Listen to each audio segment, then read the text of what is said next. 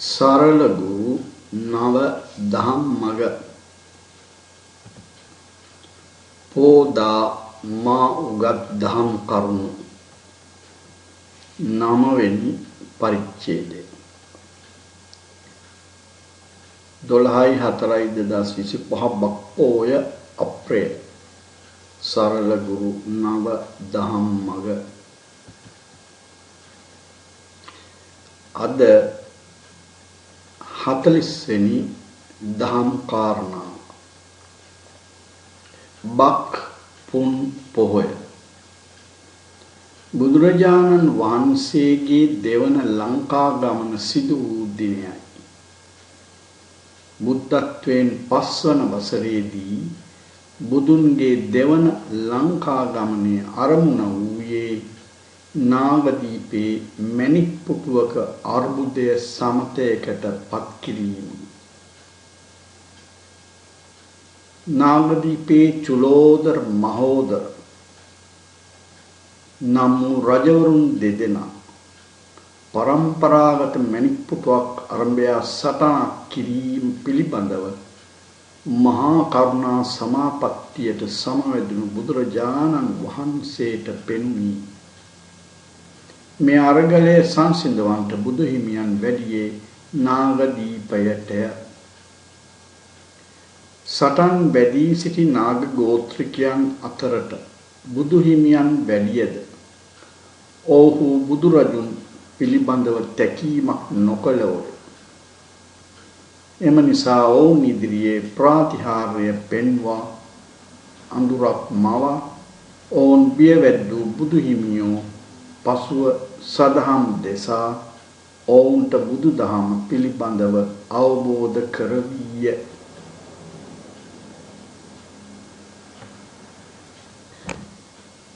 එසේ පූජා කොට තමන්ට ඇදහිීමට යමක් දෙනමින් ඉල්ලා සිටිය.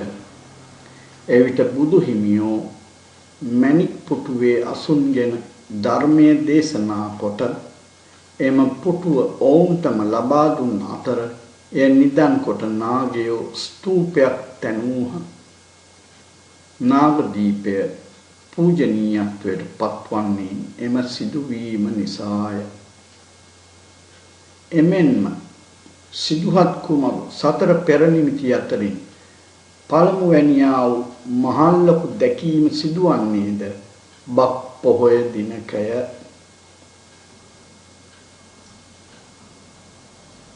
හතලිස් එක්වන දහම් කාරණා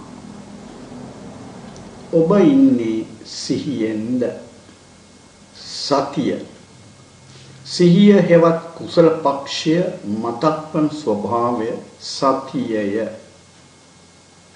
කෙලෙස් සහිත සත්වයාගේ සිත අකුසල පක්ෂයටම බර වී පවත්නකි.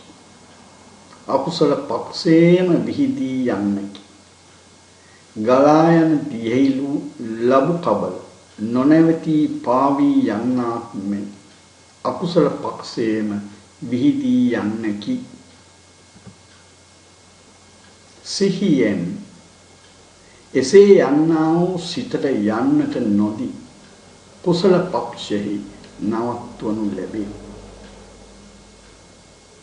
සත්වයාතින් කුසල ක්‍රියා සිදුවන්නේ සත්වයන්ට කුසල සිත් ඇතිවන්නේ ඒ සිහිය නිසාය. සිත අයාලේ යන විට එසේ යන මඟ අහුරා සිතට අයාලේ යන්ට නොදී යථාර්ථය මතක් කර දෙන මහා යෝධයා සිහියයි.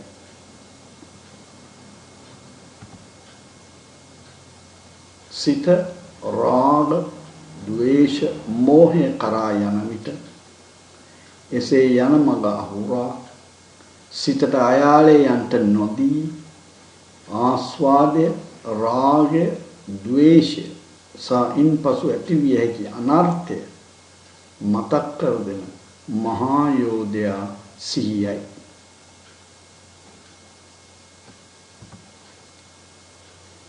පෙර ඇසූ දුටු කළ කී දෙයක් නැවත සිටීමට හා කරන්නට තිබෙන දෙයක් කරන්නට ඕනෑ සිටීමටද ලෝකයේ සිහියයි කියනු ලැබේ.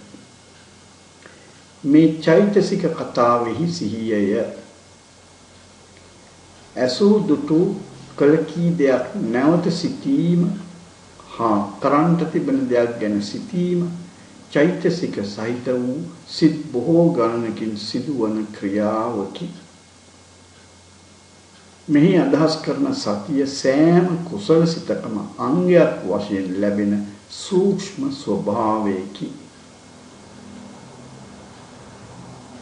යම් කිසි වස්තුවක් ලදහොත් එය තමාගේ සැපය පිණිස යොදා ගැනීම හා සංගවා ආරක්ෂා කර තබා ගැනීම කෙලෙස් සහිත සත්වයාගේ ප්‍රකෘතියය.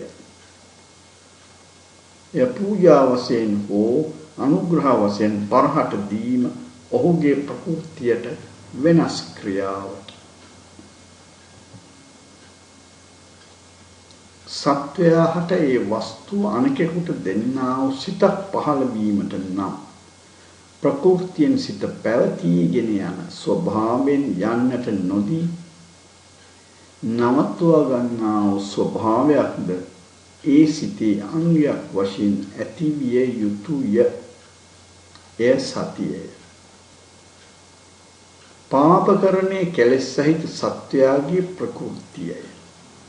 පාපයෙන් වැළකීම ඒට විරුද්ධ ස්වභාවයකි. රාගය, ද්වේෂය හඳුනා ගන්නා සිහිය. ඔහුගේ సంతානෙහි පාපයෙන් වළක්නා වූ පාපය දුරු කරන්නා වූ සිතක් පහළ වීමට නම් ප්‍රකෘතියෙන් පැවතීගෙන යන සැටියට යෑම වළක්වන ස්වභාවයක් ඒ සිතට තිබිය යුතුය. පාපයෙන් වළක්නා සිත්වල හෙවත් සිල් රැක්නා වූ සිත්වල තාව ඒ ස්වභාවය සතියය.